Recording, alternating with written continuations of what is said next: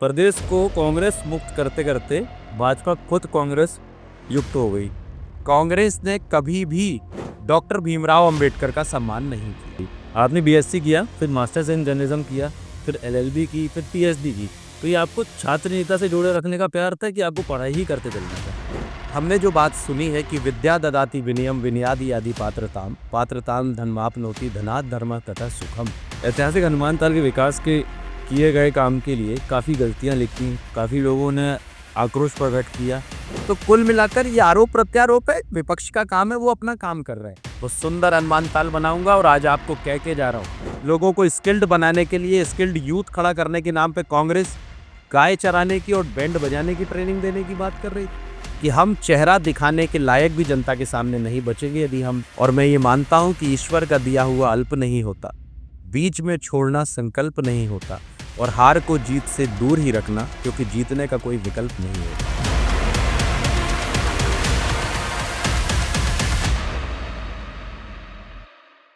नमस्कार, आपका स्वागत है एलएमएनओपी लोक मंगल न्यूज़ ओरिजिनल पॉडकास्ट में।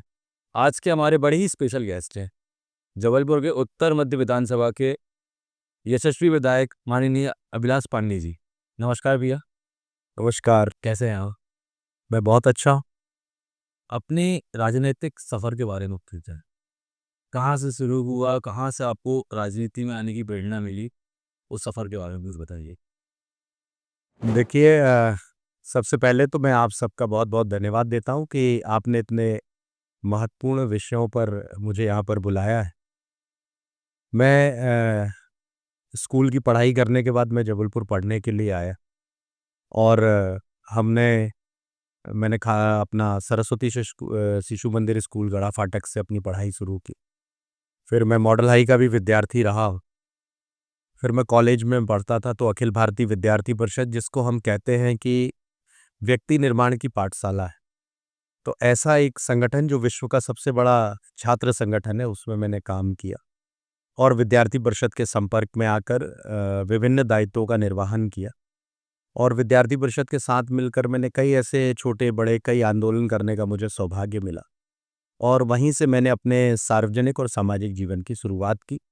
मैं अखिल भारतीय विद्यार्थी परिषद के महानगर के सहमंत्री से लेकर विश्वविद्यालय संयोजक, प्रदेश सहमंत्री, प्रदेश मंत्री, 2 बार दिल्ली विश्वविद्यालय के चुनाव लड़ाने का भी मुझे अवसर मिला। तो इस तरह से मैंने अपने सामाजिक जीवन की शुरुआत की है। आपका जो राजनीतिक सफ़र था, पार्टीज तो बहुत होती पर भाजपा ही की। देखिए, मैं अखिल भारतीय विद्यार्थी परिषद का जब कार्यकर्ता था, तब हम लोगों को जो चीज़ें सिखाई गई, उसमें एक बात ये समझ में आती थी कि नेशन फर्स्ट, ऑर्गेनाइजेशन सेकंड और सेल्फ लास्ट। मतलब राष्ट्र सर्वोपरि है। जब इस विचार को लेकर हम काम करते थे एज़ अ स्टूडेंट लीडर, तब कई बार हमारा संघर्ष भी होता था उन ताकतों के साथ जो देश के अंदर अन्य प्रकार की गतिविधियों को संचालित करते हैं या उनके विचार हैं।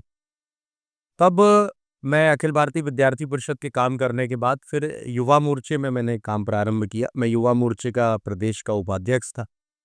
फिर मैं प्रदेश का महामंत्री बना, फिर युवा मोर्चे का प्रदेश का अध्यक्ष रहा मैं 5 साल 8 महीने तक मध्य प्रदेश में। और उस तरह से मैं भारतीय जनता पार्टी के एक कार्यकर्ता और यूथ विंग के नाते में बीजेपी में मैंने काम प्रारंभ किया। फिर उसके बाद रेलवे बोर्ड का भी मेंबर बना। कुल मिलाकर भाजपा मेरे लिए इस बात को लेकर मैं भारतीय जनता पार्टी की तरफ आगे बढ़ा कि जो विचार था हमारा कि नेशन फर्स्ट, राष्ट्र को सर्वोपरि रखकर ही कोई काम करना है, तो भारतीय जनता पार्टी वो विचार है जो कहती है कि हम रहे ना रहे, पार्टियां रहे ना रहे, लेकिन ये देश रहना चाहिए, इस देश का लोकतंत्र रहना चाहिए। इस दिशा पर जब भाजपा के विचार मैंने समझे, तब मैंने भारतीय जनता पार्टी ज्वाइन की और उसके यूथ विंग में काम करने के बाद फिर भारतीय जनता पार्टी के विभिन्न कामों को जो भी मुझे मिला, वो काम करने का मुझे अवसर मिला। जब आप पहली बार अपना इलेक्शन जीते, उस टाइम की फीलिंग के बारे में आप मेरे को बताइए। जो सबसे पहला आपका इलेक्शन था, जो उसकी क्या फीलिंग्स थी आपकी जीतने के बाद की? सबसे पहले तो मैं आपको बता दूं कि इलेक्शन लड़ने जैसी कोई परिस्थिति मेरे सामने नहीं थी। मैं युवा मोर्चे का प्रदेश अध्यक्ष था, उसके बाद मुझे पार्टी ने रेलवे बोर्ड का भारत सरकार का मेंबर बनाया और मध्य प्रदेश से 47 साल के बाद कोई पैसेंजर एमिनिटीज़ कमेटी, जो भारत सरकार का एक बड़ा उपक्रम है, रेलवे मिनिस्ट्री का एक बड़ी कमेटी है, उसका मैं मेंबर बना, तो मैं काम कर रहा था, क्षेत्र में अपने काम पर लगा हुआ था। फिर अचानक से अभी जब चुनाव की टिकट का डिक्लेरेशन हुआ, तब पार्टी ने ये तय किया। देखिए, भारतीय जनता पार्टी एकमात्र ऐसा ऑर्गेनाइजेशन है, जिसको अपने कार्यकर्ता के बारे में उसकी परख, कार्यकर्ता के बारे में, कार्यकर्ता के काम और उसके काम के आधार पर पार्टी निर्णय करती है। मुझे अवसर दिया गया कि आप उत्तर मध्य विधानसभा से चुनाव लड़ें। आपने देखा कि मेरे पास तो मात्र 16-17 दिन का ही समय था और मुझे पार्टी ने कहा कि आपको लड़ना है। और मैं आपको बताता हूँ कि ये जो मेरा पूरा चुनाव है विधानसभा का, ये चुनाव पूरी भारतीय जनता पार्टी के एक-एक कार्यकर्ता ने, चाहे छोटा हो, बड़ा हो, इन सारे कार्यकर्ताओं ने मिलकर इस बात को महसूस किया कि अभिलाष भी हमारे जैसा ही सामान्य कार्यकर्ता है और उसको पार्टी ने यदि अवसर दिया है, तो पूरी पार्टी के कार्यकर्ता एकजुट होकर चुनाव लड़े। और मैं इस पूरे चुनाव की जीत का श्रेय उत्तर मध्य विधानसभा की वो देवतुल्य जनता जनार्दन को, जिनको ये विश्वास था कि अभिलाष चुनाव जीतेगा तो भारतीय जनता पार्टी चुनाव जीतेगी और बहुत अच्छा काम करेगी। मैं उनको और पूरी भारतीय जनता पार्टी के कार्यकर्ताओं को देता हूँ। ये उन्हीं का हर्ष का विषय है। मैं भी एक कार्यकर्ता के रूप से उनके साथ उत्साह के साथ लगा हुआ हूँ। जैसे कि भैया आपकी विधानसभा उत्तर मध्य विधानसभा है, जबलपुर की सबसे इम्पोर्टेंट विधानसभा है। तो आपके हिसाब से सबसे बड़ा चैलेंज वो विधानसभा का क्या है? देखिए, सभी विधानसभाएं इम्पोर्टेंट होती हैं। सरकार बनाने में हर विधानसभा का सहयोग लगता है। हाँ, ये ज़रूर है कि उत्तर मध्य विधानसभा जबलपुर का हृदय स्थल है। हमारा जितनी भी पुरातन चीज़ें हैं, पुरानी चीज़ें हैं, वो सब उत्तर मध्य विधानसभा के अंदर है। यहाँ पर संभाग का सबसे बड़ा व्यावसायिक केंद्र भी उत्तर मध्य विधानसभा है। हमारे ऐतिहासिक और हिस्टोरिकल जो चीज़ें हैं, वो भी उत्तर मध्य विधानसभा में है। और साथ में उत्तर मध्य विधानसभा के अंदर काम करने की कई अपॉर्चुनिटीज़ भी हैं और पुरानी धरोहरों को सँजोकर रखना भी हमारी ज़िम्मेदारी है। तो निश्चित तौर पर इन सारे विषयों को लेकर मैं उत्तर मध्य विधानसभा के अंदर काम करता हूँ और जो भी ऐसी चुनौतियाँ हमारे सामने हमको नज़र आती हैं, उन सारी चुनौतियों को व्यवस्थित रूप से प्रशासनिक दृष्टि से बातचीत कर जनता के साथ उसकी राय बनाकर और मैं अपने विधानसभा में विकास के मॉडल पे काम कर रहा हूँ और मैं अपने विधानसभा में आने वाले 25 साल के विज़न को लेकर काम कर रहा हूँ कि 25 साल बाद इस विधानसभा का दृष्टि कैसी होनी चाहिए, विधानसभा कैसी दिखनी चाहिए, विधानसभा के अंदर कौन से ऐसे विकास के मॉडल खड़े करने चाहिए, जो आने वाली पीढ़ी को प्रेरणा दे सकें। मैं उस दिशा से काम कर रहा हूँ। इसके साथ-साथ इस विधानसभा के अंदर मैं उन सारी बातों को लेकर काम कर रहा हूँ, जो आने वाली पीढ़ी के लिए बहुत आवश्यक है। जैसे छोटी-सी एक बात मैं आपसे बताता हूँ, हम जल संरक्षण को लेकर काम कर रहे हैं। जल संरक्षण को लेकर काम इसलिए कर रहे हैं कि जिन कुओं ने, चौपड़ियों ने, बावड़ियों ने, तालाबों ने हमारी पूर्वजों को और हमारी पीढ़ियों को जीवन देने का काम किया है, क्या उसको सजाकर, संवारकर और बचाकर आने वाली पीढ़ी को देना हमारी ज़िम्मेदारी नहीं है क्या? तो मैं इन सारे विषयों को लेकर काम कर रहा हूँ और बहुत सारे ऐसे काम हैं जिसको और भी कर रहे हैं और मेरा ये मानना है कि उत्तर मध्य विधानसभा चूँकि ये हृदय स्थल है जबलपुर संस्कारधानी का, इसीलिए सुव्यवस्थित भी हो, अच्छी भी हो, सुंदर भी हो और आने वाली पीढ़ी को दिशा भी दे पाए। आपने बीएससी किया, फिर मास्टर्स इन जर्नलिज्म किया, फिर एलएलबी की, फिर पीएचडी की। तो ये आपको छात्र नेता से जोड़े रखने का प्यार था कि आपको पढ़ाई ही करते चलना था? देखिए, मैं एक शिक्षक का बेटा हूँ और एक नहीं, मैं तो 2-2 शिक्षकों का बेटा हूँ। मेरे माता-पिता दोनों टीचर और दोनों मिडिल स्कूल के टीचर। तो निश्चित तौर पर मेरे पिता का मुझसे हमेशा ये कहना रहता था कि एजुकेशन अच्छा होना चाहिए। मैंने 12th पास करने के बाद इंजीनियरिंग में मेरा एडमिशन हो रहा था, लेकिन फिर उस समय कंप्यूटर की नई ब्रांच आई थी, तो मैंने बीएससी कंप्यूटर साइंस मैंने ली। फिर मैंने मास्टर ऑफ इंटरनेशनल बिजनेस की पढ़ाई की, मैंने बैचलर ऑफ जर्नलिज्म किया, मास्टर ऑफ जर्नलिज्म किया। फिर मैंने एलएलबी की, इकोनॉमिक्स से एमए किया, फिर इकोनॉमिक्स से पीएचडी की मैंने पढ़ाई की। पढ़ना मेरा शौक था और मैं ये मानता हूँ कि हमने जो बात सुनी है कि विद्या ददाति विनयम विनयादि आदि पात्रताम पात्रताम धनमाप्नोति धनात् धर्मः ततः सुखम। तो कुल मिलाकर विद्या हमें विनम्र भी बनाती है और विद्या हमें समाज के सामने एक सशक्त रूप से खड़े होने का माध्यम भी है। तो इसीलिए शिक्षा मेरी मैंने एजुकेशन पे मैंने इसीलिए एजुकेशन अच्छा हो, इस दिशा पर मैंने प्रयास भी किया है और डॉक्टरेट की पढ़ाई भी की है। जब मैं चुनाव लड़ रहा था तो लोग मुझे सोच रहे थे कि मैं इंजेक्शन वाला डॉक्टर हूँ। लेकिन मैं कलम वाला डॉक्टर हूँ और मैंने पीएचडी इकोनॉमिक्स से की है, अर्थशास्त्र विषय से की है। तो कुल मिलाकर ऐसी शिक्षा के प्रति मेरा लगाव भी है और पढ़ना मेरा शौक भी है। आप अपने विधानसभा के डेवलपमेंट के लिए क्या रोड मैप लेके चल? देखिए, मेरा ये मानना है कि यदि आपका कोई विज़न नहीं होगा, तो आप अपने मिशन को अचीव नहीं कर सकते हैं। मेरा विज़न है 5S। मैं उत्तर मध्य विधानसभा में 5S के कॉन्सेप्ट को लेकर काम कर रहा हूँ। पहला है शिक्षा, दूसरा है स्वास्थ्य, तीसरा है सुरक्षा, चौथा है सेवा और पाँचवा है संस्कारदानी का विधायक हूँ, इसलिए संस्कारों को लेकर भी काम कर रहा। हम क्वालिटी ऑफ एजुकेशन के इम्प्रूवमेंट के लिए काम कर रहे हैं। हमारे यहाँ जितने भी स्कूल्स हैं, हम उनका उन्नयन कर रहे हैं। अभी आपने देखा कि चेरीताल का नया स्कूल बनाकर हमने तैयार किया, जहाँ बच्चियाँ खप्पर पे पानी टपकता था। अब उसके साथ-साथ अन्य स्कूलों का भी उन्नयन कर रहा हूँ, अभी नारबंद स्कूल का उन्नयन कर रहा हूँ। इसके साथ-साथ सरकार के पास अभी मैंने अपने 10 स्कूलों के प्रस्ताव और भेजे हैं। फिर हम हर स्कूल पे स्मार्ट बोर्ड लगा रहे हैं, ताकि जो सरकारी स्कूल के बच्चे हैं, वो कहीं इस बात के कॉम्प्लेक्स में ना आ जाएँ कि प्राइवेट स्कूलों में इतनी सुविधाओं के साथ पढ़ाई हो रही है।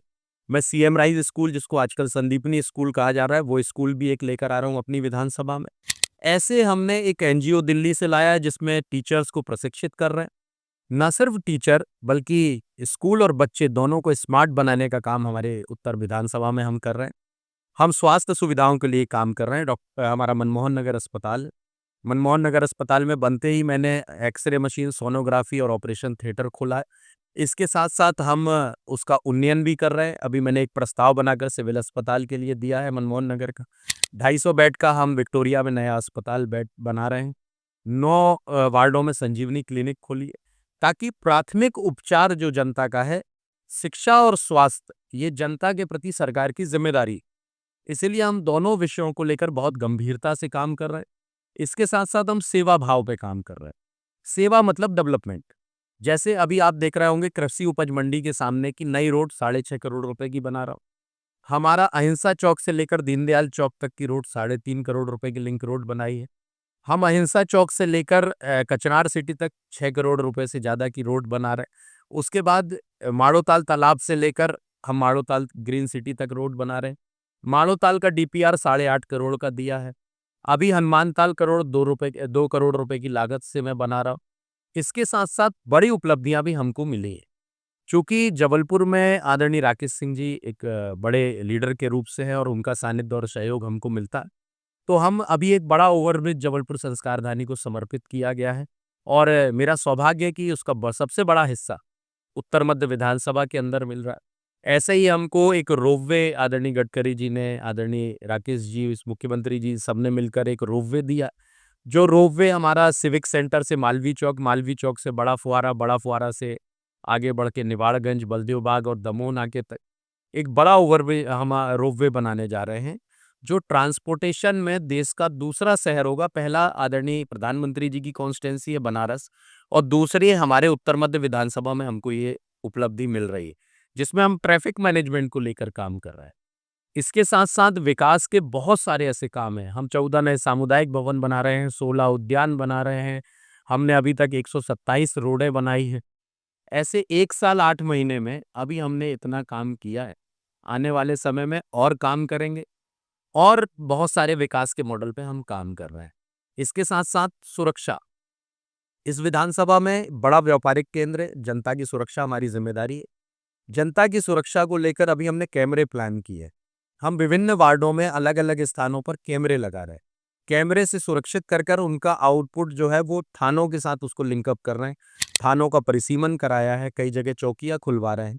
ऐसे करके हम सुरक्षा की दृष्टि से हम काम कर रहे हैं, ताकि किसी भी प्रकार के अपराध और किसी भी प्रकार के ऐसे जो असुरक्षित महसूस करना यदि कोई क्षेत्र करता है, तो उसकी सुरक्षा की ज़िम्मेदारी भी हमारी है। हम उस दिशा पर काम कर रहे हैं। साथ में हम संस्कारों को लेकर भी काम कर रहे हैं। चूँकि मैं संस्कारदानी का विधायक हूँ, अभी आपने देखा कि हमने एक बड़ा चल समारोह चलाया। चल समारोह में मुझे लगता है कि पंचमी से लेकर दशहरे तक लगभग 8 से 10 लाख लोग उत्तर मध्य विधानसभा में जबलपुर में रोडों पर रहते हैं। लेकिन आपने देखा होगा कि एक भी कहीं कोई घटना जबलपुर उत्तर मध्य विधानसभा में आपको नहीं सुनाई दी, क्योंकि लगभग 1.5 महीने पहले से हमने शांति समिति की 6 थानों की बैठक ली। उसमें एमपीबी के, नगर निगम के संबंधित अधिकारियों के साथ पुलिस विभाग को बैठाला। सारी केबलीकरण हम करा रहे हैं, सारी वायरें ऊपर करा रहे हैं, जिन पंडालों ने कहा वहाँ पर केबल डलवाई, सुरक्षा के इंतजामात किए। इसके साथ-साथ विसर्जन में भी पहली बार जबलपुर संस्कारधानी में हनुमान ताल में दुर्गा जी के विसर्जन में पहली बार क्रेन की व्यवस्था की गई और सम्मान के साथ माता का विसर्जन किया गया। ये हमारी ज़िम्मेदारी कि संस्कारों को लेकर भी काम करना है ताकि आने वाली पीढ़ी हमारे धार्मिक आस्था और चूँकि हम ये मानते हैं कि महर्षि अरविंद कहते थे कि वो देश कभी तरक्की नहीं करता जिस देश में रहने वाले नौजवानों में अतीत का गौरव, वर्तमान की चिंता और भविष्य के सपने नहीं होते। हमारा अतीत का गौरव जबलपुर का बहुत भव्यता के साथ है। ये रानी दुर्गावती की कर्मस्थली है। रानी दुर्गावती ने न सिर्फ एक रानी थी बल्कि वाटर मैनेजमेंट की एक बड़ी इंजीनियर भी रानी दुर्गावती थी।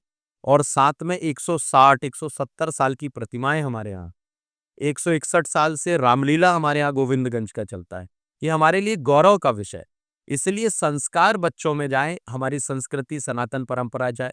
अभी आपने एक विषय और सुना होगा, मैंने पर्युषण पर्व के दौरान सरकार से आग्रह किया था कि बच्चों की जो एग्जामिनेशन, इंटरनल एग्जामिनेशन होते हैं, चाहे पर्युषण और गणेश पर्व एक साथ आता है, तो उस समय जैन समाज के लोग अपने बच्चों को आध्यात्मिक शिक्षा देते हैं।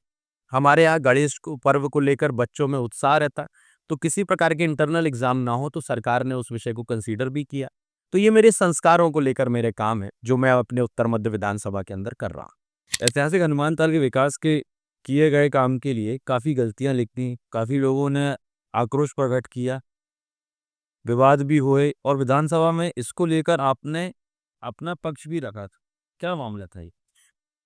देखिए, हनुमान ताल मेरे ड्रीम प्रोजेक्ट पे है। मैंने अपने जो संकल्प पत्र हमने जो बनाया था चुनाव के दौरान, उसमें मैंने कुछ बिंदुओं को कहा था। उसमें हमारे 41 नंबर स्कीम से लेकर संजीवनी नगर तक के ब्रिज को बनाने की भी बात की थी, जो 0 डिग्री से वहाँ पर जो बंद हो जाता है।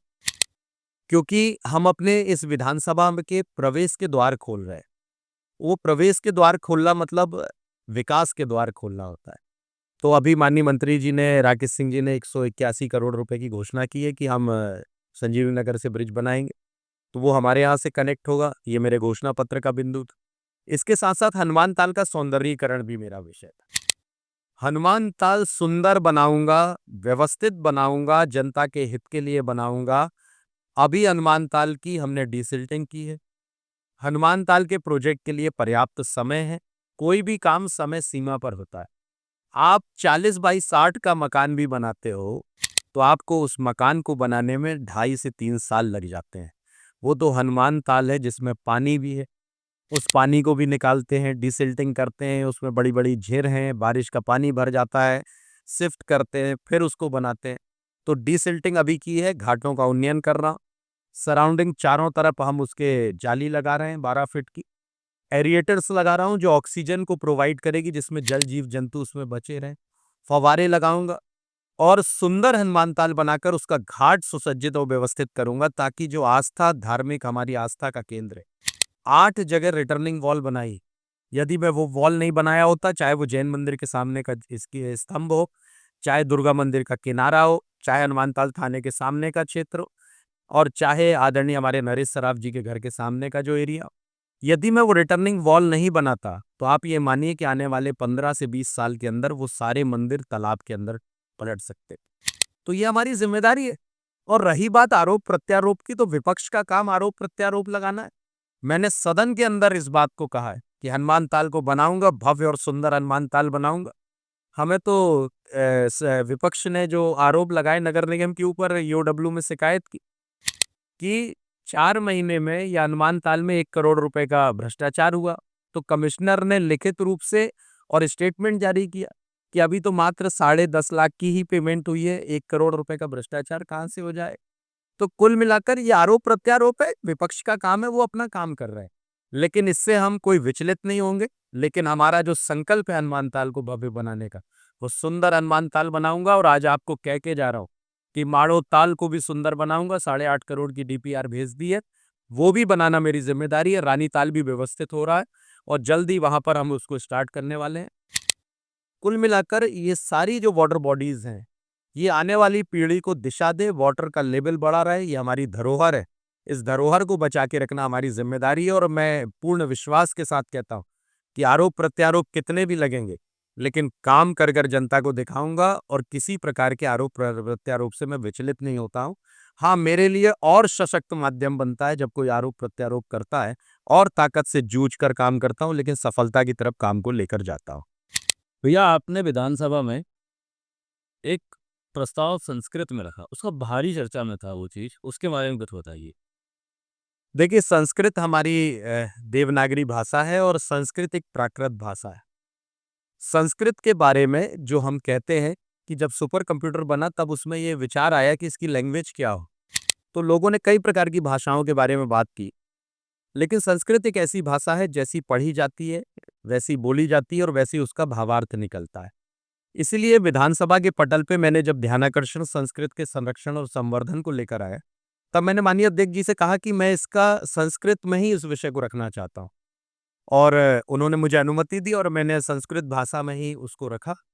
और ध्यानाकर्षण जब संस्कृत भाषा में आया, तब उस ध्यानाकर्षण में हमने ये कहा कि जिस तरह की त्रिभाषा कॉन्सेप्ट लेकर देश के प्रधानमंत्री जी ने राष्ट्रीय शिक्षा नीति में जो उन्होंने बात कही है, तो वो त्रिभाषा में 2 ही भाषा तो हम लेते हैं, लेकिन 10th के बाद ऑप्शनल रूप से उसको व्यावसायिक भाषा के साथ रिप्लेस कर दिया जाता है। मेरा ये मानना है कि संस्कृत भी व्यावसायिक भाषा है। हमारा जो ज्योतिष विज्ञान है, वो संस्कृत भाषा पे, वो व्यावसायिक। पूजा पाठ की पद्धति संस्कृत भाषा पे, वो भी व्यावसायिक उपक्रम है। तो क्यों बच्चों को व्यावसायिक उपक्रम के नाम पर उस भाषा के साथ रिप्लेस किया जाए? संस्कृत को बचाकर रखना जिम्मेदारी है। इसीलिए मैंने सदन के अंदर ये बात कही, और सदन के अंदर ये बात मुझे बोला सीनियर हमारे बड़े विधायकों ने कि ये पहली बार ऐसा हुआ कि संस्कृत के संरक्षण और संवर्धन की बात संस्कृत भाषा में किसी विधायक ने की। तो हमने उस लैंग्वेज के लिए बात की है। और इसके साथ-साथ एक लोकनाथ शास्त्री संस्कृत महाविद्यालय है हमारे यहाँ दमोह नाके में, जो संभाग का बड़ा सेंटर है। जब तक महर्षि अरविंद थे, महेश योगी जी थे, तब तक उन्होंने संस्कृत को लेकर बहुत काम किया। लेकिन अभी संस्कृत के जो विद्यालय हैं, महाविद्यालय हैं, वो लोकनाथ शास्त्री हमारे पास है। मैं उस पे लगा हुआ हूँ कि कैसे भी उस महाविद्यालय को हायर एजुकेशन के साथ मर्ज किया जाए, ताकि जो पाणी ग्रहण विश्वविद्यालय है जो उज्जैन का, उसके साथ उसको टाई अप कराकर उसके एजुकेशन सिस्टम को कैसे ठीक किया जाए, वहाँ टीचर्स की सैलरी, गुणवत्ता, इस पे लेकर मेरा फोकस रहता है और मैं लैंग्वेज को लेकर काम कर रहा हूँ। तो संस्कृत एक प्राकृत भाषा है जिसको बचाना, संवर्धन करना हम सबकी ज़िम्मेदारी है। और ये प्रस्ताव इसीलिए लाया कि मैं उत्तर मध्य विधानसभा का विधायक तो हूँ, यहाँ की जनता की ज़िम्मेदारी मेरी ज़िम्मेदारी है, विकास मेरा ज़िम्मेदारी है, लेकिन मैं मध्य प्रदेश की विधानसभा का सदस्य भी हूँ। तो प्रदेश स्तर पर संस्कृत को कैसे बचाया जा सकता है, संस्कृत का संवर्धन कैसे हो सकता है, इस दिशा पर मैंने काम किया और मैंने प्रस्ताव संस्कृत के अंदर रखा। एक घोषणा माननीय मुख्यमंत्री जी ने की थी कि मंडी से लेके आईटीआई तक का एक ब्रिज बनाने के लिए, उसके बारे में आपको क्या कहना है? हाँ, ये एक बड़ी सौगात उत्तर मध्य विधानसभा को मिली। अब जब मुख्यमंत्री जी पहली बार जबलपुर आए, तब उन्होंने गैरिसन ग्राउंड पे घोषणा की थी कि हम कृषि उपज मंडी से लेकर आईटीआई चौराहे तक एक तरफ पाटन और दूसरा कटंगी मार्ग पर उसके ब्रिज को उतारेंगे, और एक बड़ा ओवरब्रिज, चूंकि यहाँ सबसे ज्यादा ट्रैफिक होता है। लोगों ने मुझे कहा कि अभिलाष, ये अपनी विधानसभा का आखिरी छोर है, लेकिन मैंने ये कहा कि अब हमको समय के हिसाब से मानसिकता भी बदलनी चाहिए। ये जबलपुर का आखिरी छोर नहीं है, ये जबलपुर का प्रवेश द्वार है, इसलिए ये सुंदर होना चाहिए। तो माननीय मुख्यमंत्री जी की घोषणा थी और ईश्वर की कृपा से वो बजट में भी शामिल हुआ, और 301 करोड़ रुपए का प्रावधान भी बजट के अंदर हो गया है। पुस्तिका में उसका प्रकाशन भी हुआ है, और मुझे लगता है कि जल्द ही ओवरब्रिज की सौगात जबलपुर संस्कारधानी को मिलेगी। और मुझे पूर्ण विश्वास है कि माननीय मुख्यमंत्री जी ने ये जो घोषणा की है, उसका क्रियान्वयन भी अतिशीघ्र हमारे जबलपुर में होगा। और आप देखते हैं कि घंटों तक जाम आईटीआई से लेकर दीनदयाल चौक के बीच में लगता है, उस जाम से भी निजात मिलेगी और लोगों को सर्व सुविधा युक्त हम ब्रिज बनाकर देंगे। शहर में फ्लाईओवर बन गए, डेवलपमेंट हो रहा है, ट्रैफिक के मामले में आज भी शहर की जनता सजग नहीं है, हेलमेट पहनने का रिवाज नहीं है, फ्लाईओवर में रौंदगी में धड़ल्ले से घुस रहे हैं, अपने नियम अपने कानून बना रहे हैं, इसके बारे में आपको क्या कहना है? देखिए, किसी भी राजनीतिक दल का या किसी भी जनप्रतिनिधि का काम क्षेत्र के विकास का होता है। और वो विकास जबलपुर संस्कारधानी में खूब हो रहा है। सभी मिलकर विकास की बात भी करते हैं और विकास का काम भी करते हैं। आपने देखा कि जबलपुर में विकास के कई नित नए आयाम स्थापित हुए हैं। हर क्षेत्र में जिसको हम कहते हैं मल्टी डायमेंशनल विकास की गाथा होनी चाहिए, वो जबलपुर संस्कारधानी में लिखी जा रही है। मेरा आपके माध्यम से जबलपुर संस्कारधानी के लोगों से ये निवेदन है कि ट्रैफिक, जब भी कभी ट्रैफिक जाम होता है, उसका कारण कई बार हम खुद बनते हैं, कई बार सकरी गलियों के कारण हो जाता है, लेकिन कई बार आप देखते होंगे कि ट्रैफिक सेंस जो हमारा होना चाहिए। मैं आपसे निवेदन करता हूँ, कई बार हमको गुस्सा भी आता है कि प्रशासनिक व्यवस्थाओं में लोग, पुलिस रोक रही है, हमको हेलमेट के लिए बोल रही है, कई बार चालान भी कट जाता है। मेरा ये निवेदन है, ये हेलमेट लगाना आपके लिए ज़रूरी है, क्योंकि उन घरों से आप पूछिए, जिन घरों में कभी कोई घटना हो गई है, मोटरसाइकिल का एक्सीडेंट हुआ है, उनके घर का युवा बच्चा किसी एक्सीडेंट के कारण उनके बीच से बिछड़ गया है, तब उनके माता-पिता और परिजन ये कहते हुए दिखाई देते हैं कि काश मेरा बेटा, मेरा बच्चा हेलमेट लगाया होता, तो हो सकता है ये घटना से वो बच सकता था। ये बहुत मार्मिक विषय है, आपकी चिंता सरकार कर रही है। इसीलिए मेरा निवेदन है सारे नौजवान साथियों से, वरिष्ठों से, माताओं-बहनों से कि आप हेलमेट अवश्य लगाएँ। हेलमेट के लिए प्रशासन कभी आपसे बोलता है, रोकता है, तो कृपया बुरा ना मानें। हेलमेट लगाना आपके जीवन के लिए, आपके परिवार के जीवन के लिए ज़रूरी है और हम जनप्रतिनिधियों के नाते भी हम आपसे निवेदन करते हैं कि हेलमेट अवश्य लगाएँ, ट्रैफिक नियमों का पालन करें। राइट और लेफ्ट कहाँ मुड़ना है, ये लिखा हुआ है, इसलिए राइट और लेफ्ट वहीं से मुड़िए जहाँ पर राइट और लेफ्ट मुड़ने की व्यवस्था बनाई गई है। कई बार हम जल्दबाजी में और लंबा सफ़र ना करना पड़े, इसलिए हम ट्रैफिक नियमों का उल्लंघन करते हैं, जिसके कारण हम दुर्घटना को अपनी तरफ आकर्षित करने का काम करते हैं। मेरा निवेदन है कि हेलमेट लगाइए और ट्रैफिक नियमों का पालन करिए और शहर को सुसज्जित, व्यवस्थित और सुंदर बनाने में अपनी सकारात्मक भूमिका का निर्वहन करिए। भैया, सफल नेता जमीन से जुड़ा होता है, इस मुहावरे को आप आज के सोशल मीडिया के ज़माने में कितना सच मा? देखिए, बिल्कुल सही बात है। देश के प्रधानमंत्री आदरणीय नरेंद्र मोदी जी इसका उदाहरण है कि एक सामान्य से सामान्य परिवार का बेटा जो चाय बेचता था और 1965 में जब देश में युद्ध हुआ, तब सैनिक जब वहाँ से निकले, तो उनकी चाय की सेवा करने का काम प्रधानमंत्री जी ने उस समय किया और बहुत सामान्य परिस्थिति के थे। वैसे ही मध्य प्रदेश के मुख्यमंत्री डॉक्टर मोहन यादव जी, एक सामान्य से मिल में काम करने वाले के बेटे, और आज प्रदेश का नेतृत्व कर रहे हैं। तो मैं ये मानता हूँ कि नेता कोई भी हो, उसको हमेशा ज़मीन से जुड़ा ही रहना चाहिए और वो कब हो सकता है, जब वो विनम्रता के साथ काम करता है। जनता के सुख-दुःख को तभी समझ सकता है जब ज़मीनी स्तर पर काम करता है। तो ये प्रयास हर लीडर को करना चाहिए। हम लोग भी पूरे समय ये प्रयास करते हैं, सामान्य रहें, विनम्रता के साथ काम करें, जनता के बीच में काम करें। जनता का कहना हमारे लिए आदेश होता है और वो आदेश तभी हम समझ पाते हैं, जब हम ज़मीनी स्तर पर उतरकर काम करते हैं। इसलिए मैं ये मानता हूँ कि सफलता किसी भी नेता की हो, किसी भी लीडर की हो, उसकी सफलता, जो भी सफल हुआ है, वो जनता के बीच में और ज़मीन से जुड़कर ही सफल हुआ है, क्योंकि हमने एक बात ये भी सुनी है कि पंछी कितना भी ऊपर उड़ जाए, लेकिन दाना चुगने उसको ज़मीन पर ही आना पड़ता है।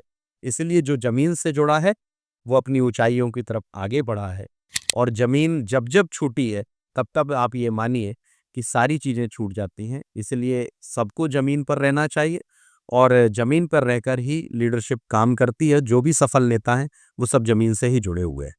देखिए, आज के परिदृश्य में हमने लोकतंत्र के 4 स्तंभ सुने थे।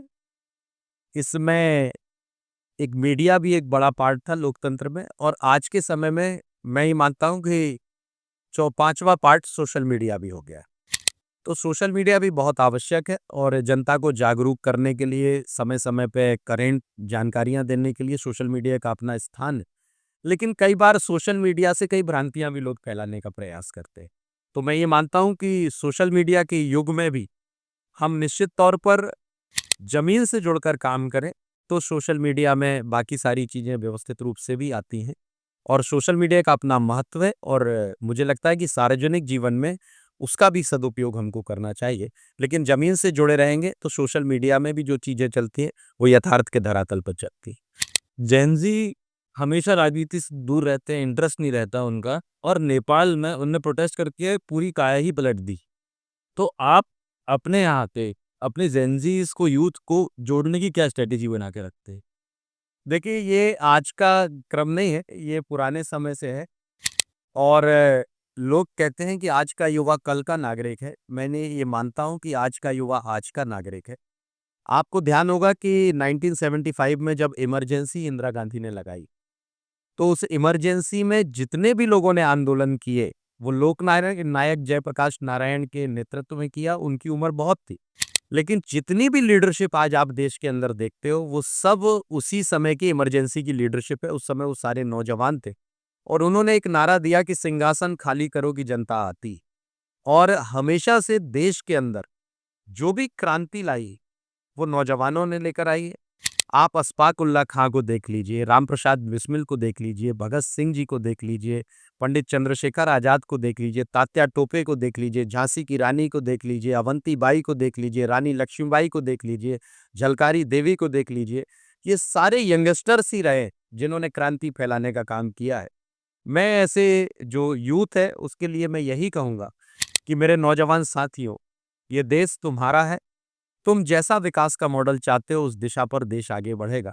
मैं आप सबसे एक निवेदन और करता हूँ अपने आपके भाई होने के नाते, कि मैं चाहता हूँ कि नौजवान भी राजनीतिक जीवन में आगे प्रवेश करे, राजनीतिक क्षेत्र में आए।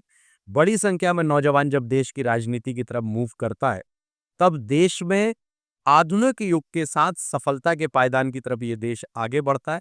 इसलिए उन सारे नौजवानों से मेरा आग्रह है कि आप अपनी ऊर्जा सकारात्मक और राष्ट्र निर्माण में अपनी ऊर्जा लगाएं। और मैं ये मानता हूं कि देश के यशस्वी प्रधानमंत्री आदरणीय नरेंद्र मोदी जी जिस तरह से बच्चों से बात करते हैं, नौजवानों से बात करते हैं, परीक्षा के समय विद्यार्थियों से बात करते हैं और रोजगार के लिए नौजवानों के नए सृजन उपलब्ध कराते हैं। मध्य प्रदेश की सरकार भी डॉक्टर मोहन यादव जी के नेतृत्व में रोजगार जो इस तरह का औद्योगिक विकास वर्ष मना रही है, वो सारे ऐसे नौजवानों के लिए ही है। तो मेरे नौजवान साथियों, मेरा संदेश आपके लिए यही है। आइए हम कंधे से कंधा मिलाकर मध्य प्रदेश और देश के विकास में अपनी अहम भूमिका निभाएं। यही मेरा आप सबसे आग्रह और निवेदन है। जबलपुर के युवाओं का सबसे बड़ा मुद्दा है भैया, बड़ी कंपनीज नहीं आ रही जबलपुर में। ना एमएनसीज कंपनी आ रही, ना आईटीज कंपनीज आ रही है। तो आप उनको लाने का कैसा प्रयास कर रहे हैं? देखिए, रोजगार बहुत ज़रूरी है और मैं रोजगार की दिशा पे काम भी करता हूँ। मैंने एक रोजगार महोत्सव किया था तक्षशिला इंजीनियरिंग कॉलेज में आज से 2 साल पहले, और मैं रोजगार 2.0 का और अभी फिर से कर रहा हूँ, जिसमें लगभग 10,000 नौजवानों का रजिस्ट्रेशन हम कराएंगे और लगभग 200 कंपनियां मैं लेकर आ रहा हूँ, जिसमें रोजगार महोत्सव के रूप से हम उस कार्यक्रम को करने वाले हैं। और रोजगार की दृष्टि से जबलपुर के अंदर पहले 3 बड़ी फैक्ट्रियां हुआ करती थी अंग्रेजों के समय, और अभी निश्चित तौर पर मैं ये मानता हूँ कि हमारा आईटी पार्क तो बना है, लेकिन आईटी पार्क के अंदर भी जिस तरह की मल्टीनेशनल कंपनीज होनी चाहिए, उसकी कमी है। ये मैं स्वीकार करता हूँ और खुले मन से इस बात को स्वीकार करता हूँ। हमारा प्रयास निरंतर रहता है। मैंने खुद एक बार अपने टीसीएस से बात की, इन्फोसिस के यहाँ भी मैं गया और बातचीत की कि जबलपुर के लिए आना चाहिए। तो अभी हमारे जबलपुर की जगह इंदौर के अंदर है, भोपाल में भी उसका सेंटर है।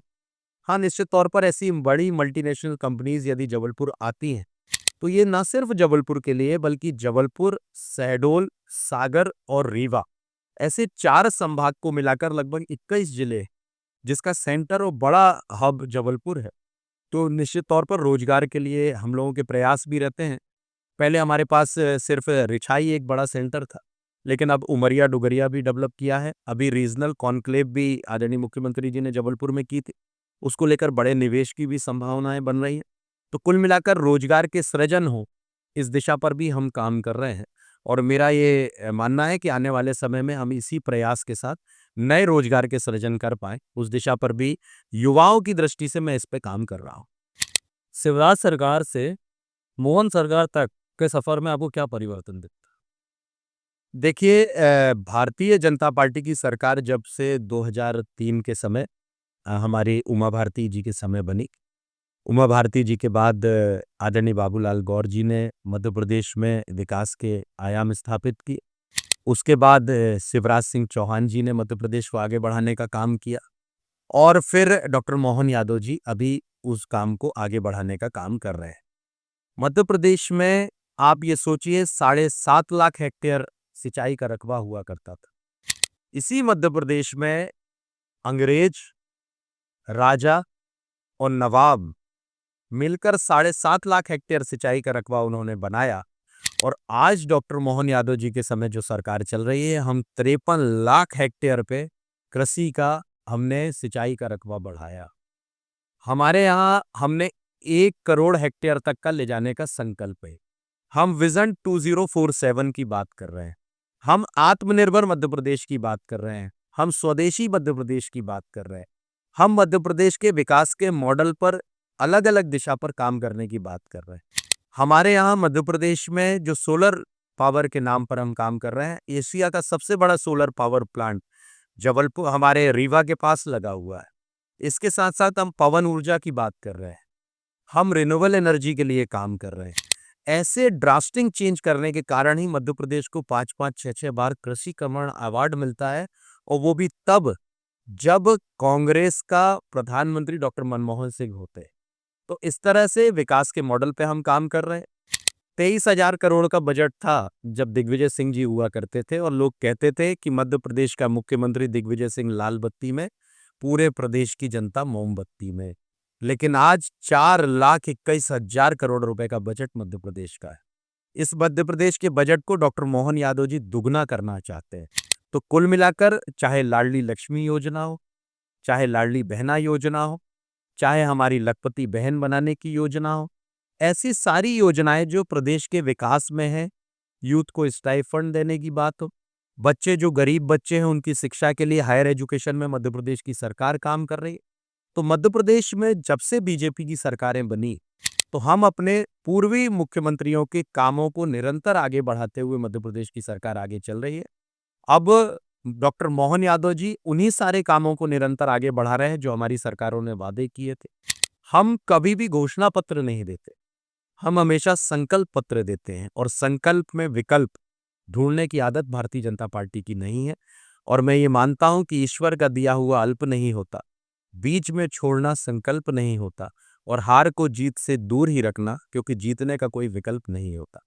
तो इस दिशा पर भारतीय जनता पार्टी निरंतर जीत की ओर अग्रसर है और विकास के मॉडल पर हम पूर्ववर्ती सरकारों के साथ जो जो काम हुए हैं उसको और आगे कैसे बढ़ा सकते हैं जनता के हित में, ये काम डॉक्टर मोहन यादव जी की सरकार मध्य प्रदेश में कर रही है। प्रदेश को कांग्रेस मुक्त करते करते भाजपा खुद कांग्रेस युक्त हो गई।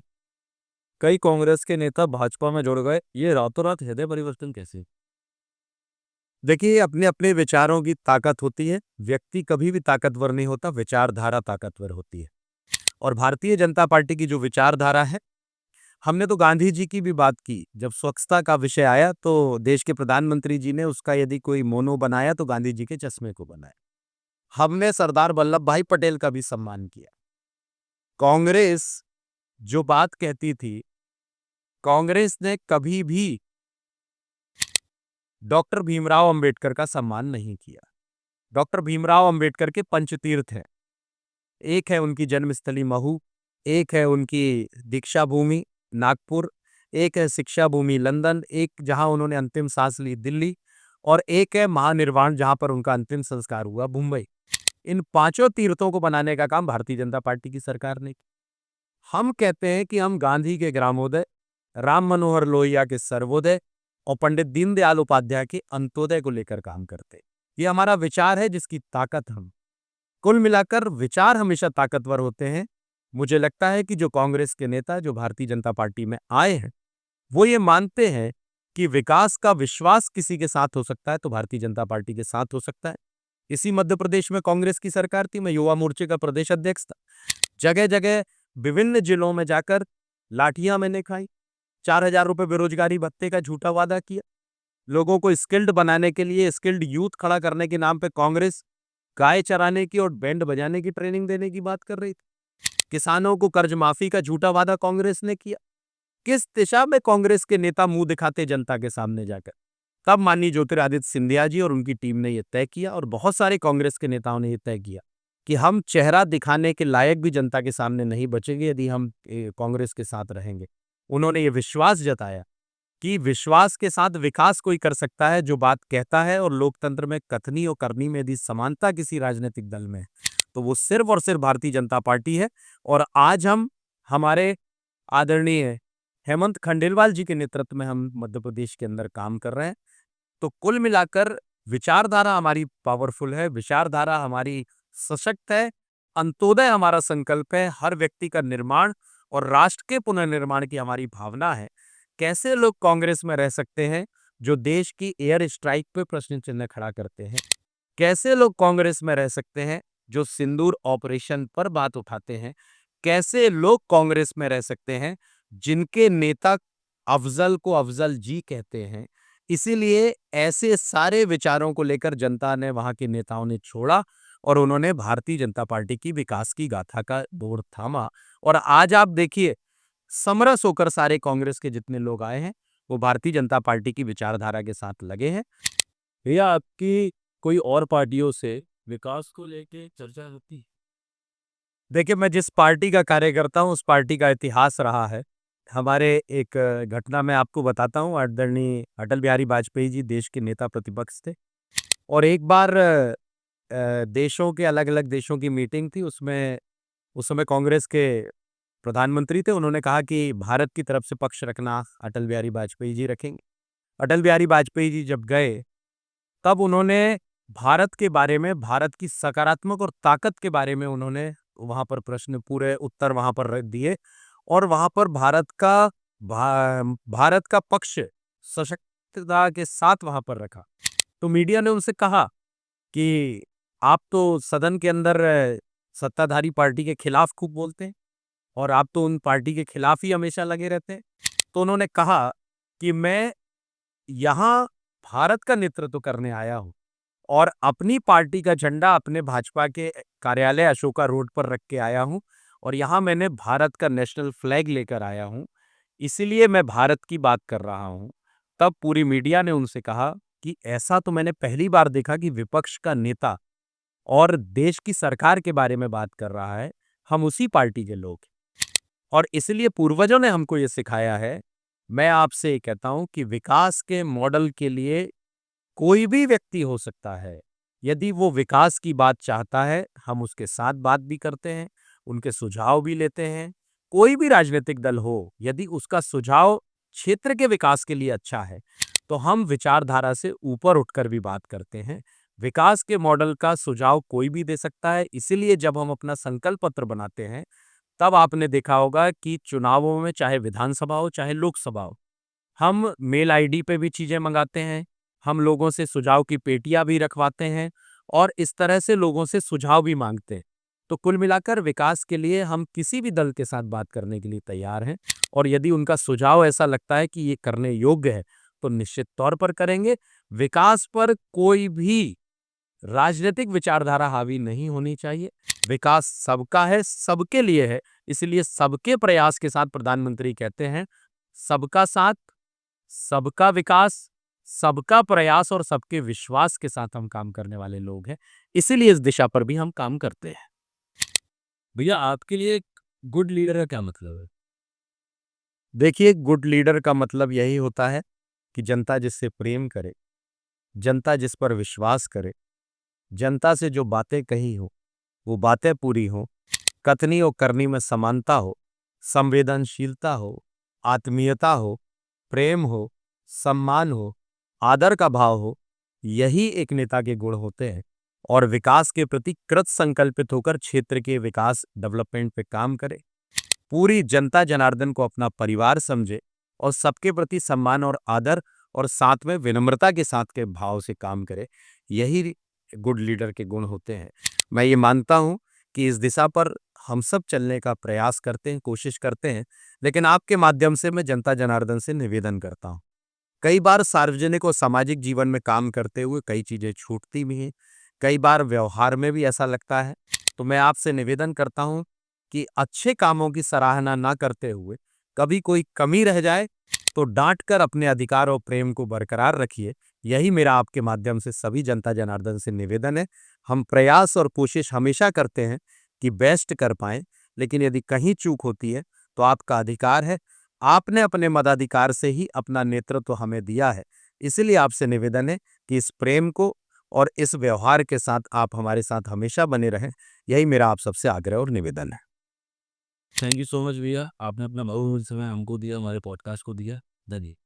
आपका बहुत बहुत धन्यवाद। और मुझे बड़ी प्रसन्नता है कि नौजवान मिलकर ऐसे पॉडकास्ट आयोजित करते हैं जो समाज के सामने सकारात्मक और यथार्थ परोसने का काम आप कर रहे हैं। मेरी ओर से बहुत बहुत बधाई, शुभकामनाएं।